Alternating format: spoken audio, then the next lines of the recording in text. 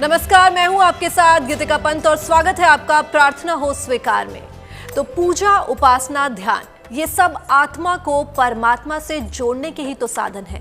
पूजा, उपासना और आराधना ईश्वर की परम कृपा दिला सकती है। पूजा तो आप भी करते होंगे, लेकिन क्या आप जानते हैं कि आखिर क्यों जलाते हैं पूजा में धूप? क्यों अलग अलग तेलों से दीपक जलाया जाता है? भगवान को क्यों अर्पित करते हैं प्रसाद? आज आपको बताएंगे पूजा उपासना में प्रयोग होने वाली विशेष वस्तुओं के चमत्कारी प्रभावों के बारे में। कैसे ये छोटी छोटी वस्तुएं आपकी उपासना में वरदान बन सकती हैं, जानिए।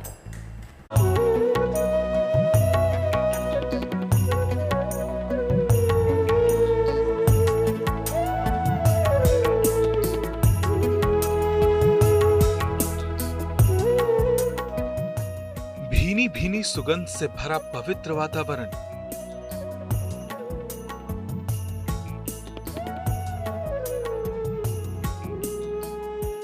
हल्की हल्की रोशनी बिखेरते दीपक,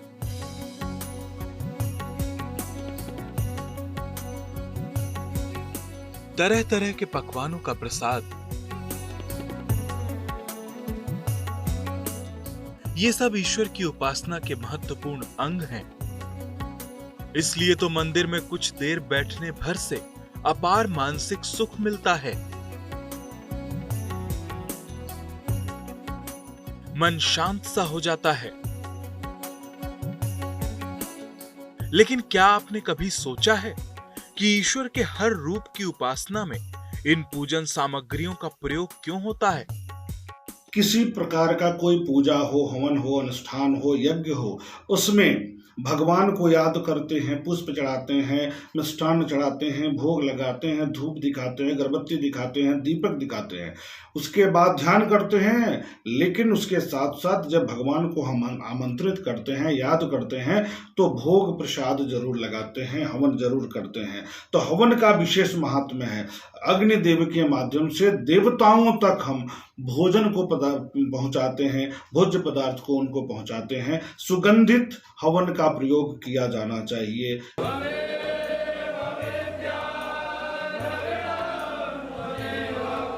ज्योतिषी के जानकारों की माने तो उपासना में प्रयोग होने वाली हर सामग्री का विशेष धार्मिक महत्व है। तो आइए सबसे पहले हम आपको बताते हैं कि पूजन में धूप या अगरबत्ती क्यों है महत्वपूर्ण। हिंदू धार्मिक मान्यताओं के अनुसार प्रत्येक पूजा पाठ अनुष्ठान जप तप में अगरबत्ती का प्रयोग किया जाना शुभ माना जाता है। आध्यात्मिक तथा धार्मिक दृष्टिकोण से पूजा के समय अगरबत्ती जलाना बड़ा ही महत्वपूर्ण होता है। इससे वातावरण सुगंधित हो जाता है। अगरबत्ती में सुगंधित पदार्थ का लेप होता है, इससे वातावरण में सुगंध व्याप्त हो जाती है। साथ ही साथ सुगंधित वातावरण में मन केंद्रित होता है, पूजा पाठ में मन लगता है, देवी देवता इससे प्रसन्न होते हैं। व्यक्ति के मन को एकाग्र करने के लिए सुगंध का प्रयोग करते हैं। तनाव घटाने के लिए भी सुगंध का प्रयोग किया जाता है। सुगंध से व्यक्ति अपने मन की तमाम चिंताओं को दूर कर सकता है। पूजा के दौरान धूप बत्ती या अगरबत्ती का प्रयोग किया जाता है। अगरबत्ती की तुलना में धूप बत्ती का प्रयोग ज्यादा अच्छा मानते हैं। धूप बत्ती या तो पूजा से पहले जलाएं या पूजा के बाद। आमतौर पर पूजा के लिए चंदन की धूप बत्ती का प्रयोग करना उत्तम होता है।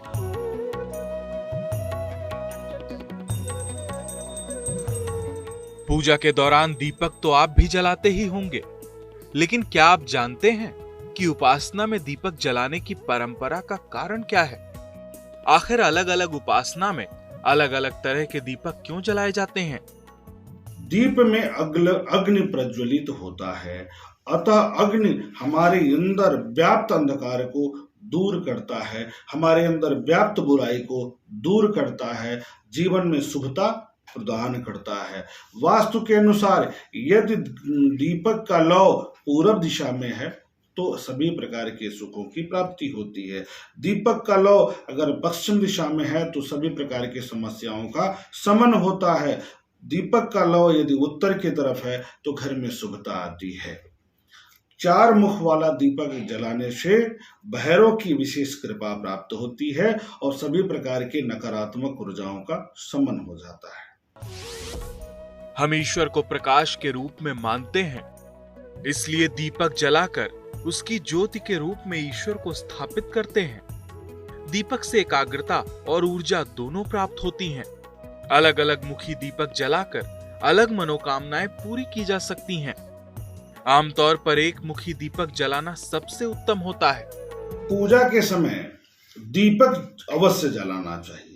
यह परम पवित्र और परम शुभ फल प्रदायक माना जाता है। दीपक सकारात्मकता, उजाला, प्रगति और तेज का प्रतीक है। ऐसा माना जाता है कि दीपक जलाने से जीवन में जो कठिनाई है, जो अंधकार है, जो कष्ट है, वह समाप्त हो जाता है। नकारात्मक ऊर्जा दूर होता है, सकारात्मक ऊर्जा का प्रवाह बढ़ जाता है, आध्यात्मिकता का विकास होता है, क्योंकि दीपक आध्यात्मिक विकास का प्रतीक भी है। वास्तुशास्त्र के अनुसार अगर हम बात करें तो नियमित तौर पर दीपक जलाने से घर के मंदिर में दीपक जलाने से, प्रतिष्ठान में दीपक जलाने से सकारात्मक ऊर्जा इतनी बढ़ जाती है कि ऐश्वर्य की प्राप्ति होगी, लक्ष्मी की प्राप्ति होगी, सभी देवी देवताओं का शुभ कृपा प्राप्त होता है। ईश्वर के हर रूप को अलग अलग तरह के प्रसाद चढ़ाए जाते हैं। ज्योतिषी के जानकारों की माने तो पूजन में प्रसाद अर्पित करना जरूरी नहीं, लेकिन जिस पूजा में प्रसाद शामिल हो उसे उत्तम माना जाता है। भगवान गणेश को मोदक या लड्डू का भोग लगाते हैं प्रसाद के रूप में तो खूब कृपा की प्राप्ति होती है। माता दुर्गा को खीर, मालपुआ, मीठा हलवा, नारियल और अगर मिठाई चढ़ाते हैं तो माता प्रसन्न होती है और आपको सभी सुखों का वरदान देती है। माता सरस्वती को दूध, दही, पंचामृत, मक्खन, सफेद तिल आदि चढ़ाने से शुभ कृपा प्राप्त होता है। भगवान नारायण, भगवान विष्णु को पंजीरी चढ़ाना चाहिए, खीर चढ़ाना चाहिए, सूजी का हलवा चढ़ा सकते हैं, लेकिन प्रत्येक में तुलसी पत्र अवश्य अर्पित करना चाहिए। भगवान भोलेनाथ को स्नान कराने के बाद जैसे दूध से स्नान, दही से स्नान, शहद से स्नान, भस्म चढ़ाने के बाद उन्हें भांग और पंचामृत अवश्य चढ़ाना चाहिए। इससे भगवान भोलेनाथ की कृपा प्राप्त होती है। हनुमान जी महाराज को आप सभी लोग जानते हैं, हलवा, मेवा, बूंदी का लड्डू और गुड़ का लड्डू, मीठा पदार्थ, मौसमी फल अति प्रिय है। इनकी शुभ कृपा प्राप्ति के लिए इसका भोग प्रसाद में अर्पित कर सकते हैं, विशेष कृपा की प्राप्ति के लिए। ईश्वर की कृपा को अपने अंदर लाने के लिए प्रसाद चढ़ाते हैं। प्रसाद चढ़ाने के बाद प्रसाद ग्रहण भी किया जाता है। प्रसाद के बिना भी पूजा हो सकती है, लेकिन पूजा में प्रसाद हो तो ज्यादा अच्छा होगा। प्रसाद में कोई भी सात्विक चीज चढ़ा सकते हैं। फल, मिठाई और जल भी प्रसाद के रूप में चढ़ाया जा सकता है। कुछ ना हो सके तो शक्कर चढ़ाना उत्तम होगा। सफेद वस्तुओं का प्रसाद सबसे उत्तम माना जाता है। ईश्वर की उपासना में धूप, दीप, अगरबत्ती और प्रसाद का प्रयोग तो आपने पहले भी कई बार किया होगा, लेकिन अब आपको इन पूजन सामग्रियों का महत्व भी मालूम है। इसलिए अब आपकी हर पूजा, हर उपासना विशेष रूप से आनंददायी होगी। ईश्वर की उपासना के कई तरीके हैं और अलग अलग लोग पूजन की अलग अलग रीतियों को निभाते हैं, लेकिन रंग बिरंगे फूलों का प्रयोग लगभग हर कोई पूजा उपासना में करता है। फूलों में सुंदरता के साथ साथ अद्भुत सुगंध भी होती है जो किसी का भी मन मोह सकती है। लेकिन पूजा उपासना में फूल अर्पित करने का क्या महत्व है? आखिर भगवान को क्यों अर्पित करते हैं रंग बिरंगे फूल? आइए जानते हैं।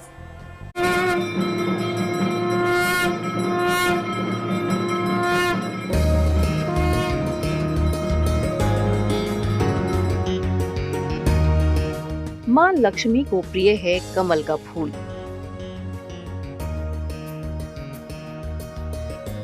माँ दुर्गा को प्रिय है गुड़हल का फूल।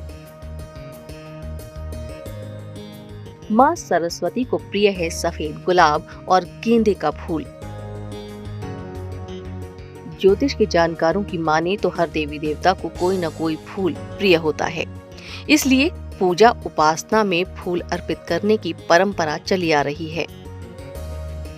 लेकिन क्या आप जानते हैं कि पूजा में फूल अर्पित करना कितना जरूरी है और रंग बिरंगे फूलों का महत्व क्या है?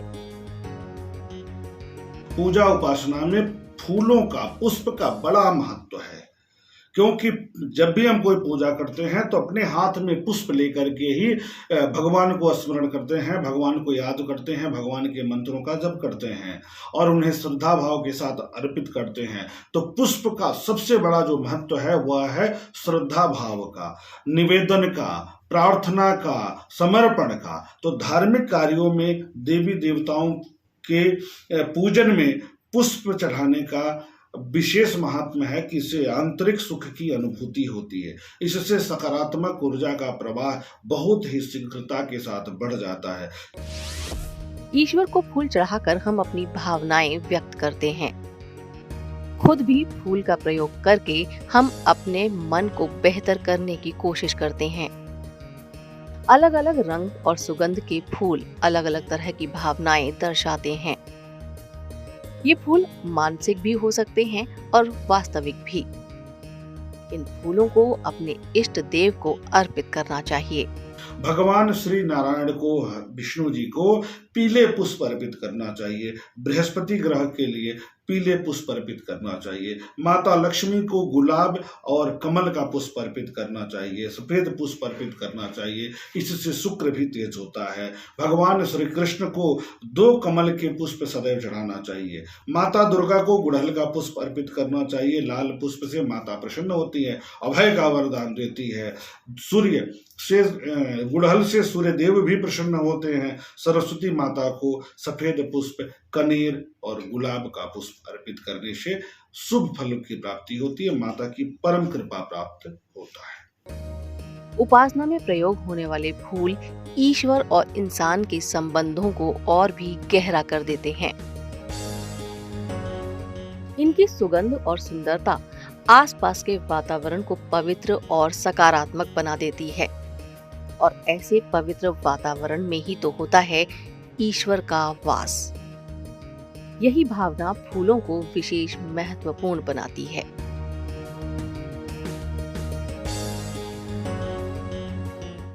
कोई भी धार्मिक अनुष्ठान हवन के बिना पूरा नहीं होता। अलग अलग समस्याओं के समाधान के लिए अलग अलग तरीकों से हवन करने का महत्व बताया गया है। यहाँ तक कि हवन में इस्तेमाल होने वाली लकड़ियों का भी आपकी मनोकामना से संबंध है। कौन सी लकड़ी से हवन करने से पूरी होगी आपकी मनोकामना, आइए जानते हैं।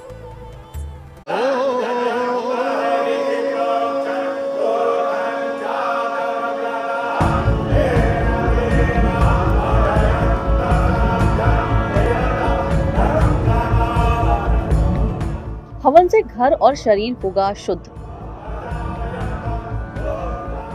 जीवन में आएगी सुख समृद्धि। हवन की अग्नि से होता है ऊर्जा का संचार।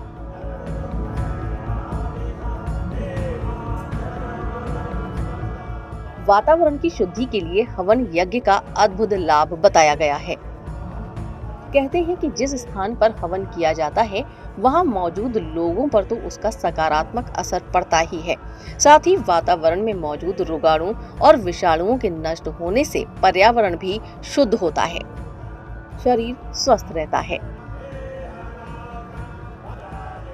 हिंदू धर्म के मान्यताओं के अनुसार हवन से शुद्धिकरण होता है। शुद्धिकरण के लिए हवन अत्यंत महत्वपूर्ण है। हवन के माध्यम से देवी देवता प्रसन्न होते हैं। आसपास की नकारात्मक ऊर्जाओं का, नकारात्मक आत्माओं का शमन होता है। नकारात्मक ऊर्जाएं समाप्त होती हैं और सकारात्मक ऊर्जाओं का प्रवाह बढ़ जाता है। हवन हर तरह का सुख दिलाता है। हर दोष को दूर करता है हवन। वास्तु दोष हो या कोई रोग हो, संतान की कामना हो या विवाह में बाधा हो, आर्थिक परेशानी हो या मानसिक समस्या हो, एक हवन से होगा सब मंगल। ज्योतिष के जानकारों की माने तो अलग अलग समस्याओं के समाधान के लिए अलग अलग तरीकों से हवन करना चाहिए। हवन में इस्तेमाल होने वाली लकड़ियों से जुड़ा है आपकी मनोकामनाओं का रिश्ता। कौन सी लकड़ी से हवन करने से पूरी होगी आपकी मनोकामना? मदार की लकड़ी से हवन करने से बीमारियां खत्म होती हैं। पलाश की लकड़ी से हवन करने से धन प्राप्ति में सफलता मिलती है। पीपल की लकड़ी से हवन करने से संतान की प्राप्ति होती है। शमी की लकड़ी से हवन करने से पाप नष्ट होते हैं। आम की लकड़ी से हवन करने से सभी मनोकामनाएं पूरी होती हैं। हवन में काम में ली जाने वाली जड़ी बूटी युक्त हवन सामग्री, शुद्ध घी, पवित्र वृक्षों की लकड़ियां और कपूर जैसी चीजों के जलने से उत्पन्न अग्नि और धुएं से वातावरण शुद्ध तो होता ही है, नकारात्मक शक्तियां भी दूर भागती हैं। हवन से ग्रह दोष शांत होता है, पितृ दोष शांत होता है, मातृ दोष शांत होता है, सर्व अरिष्ट का निवारण होता है। इससे वैज्ञानिक दृष्टिकोण से अगर हम बात करें तो हानिकारक कीटाणु विषाणु विनष्ट होते हैं, समाप्त होते हैं और आरोग्यता की प्राप्ति भी होती है। हवन सुगंधित होना चाहिए। हवन जितना ज्यादा सुगंधित होगा उतना ज्यादा लाभदायक होगा। इसके लिए काला तिल, अक्षत, जौ, गुग्गल, गाय का घी, गुड़, पंचमेवा, बेलगिरी, लाल चंदन, पंचमेवा इत्यादि को मिश्रित करके हुए भगवान को अर्पित करना चाहिए, देवताओं को अर्पित करना चाहिए हवन के माध्यम से। हवन इतना शक्तिशाली है कि अगर आप रोजाना हवन करें तो आपकी कुंडली से बुरे ग्रहों का प्रभाव कम हो सकता है। इसके साथ ही हवन सामग्री का विशेष प्रयोग आप अपनी मनोकामना अनुसार कर सकते हैं। आर्थिक लाभ के लिए मखाने और खीर से हवन करें। कर्ज मुक्ति के लिए राई से हवन करें। संतान संबंधी समस्याओं के लिए माखन मिश्री से हवन करें। गृह शांति के लिए काले तिल से हवन करें। सर्व कल्याण के लिए काले तिल और जौ से हवन करें। हवन की शक्ति और आपकी भक्ति आपकी हर मनोकामना को पूरा करेगी, आपको हर सुख देगी। हवन से सुख और समृद्धि के द्वार खुलेंगे और आपके मन को अद्भुत शांति मिलेगी।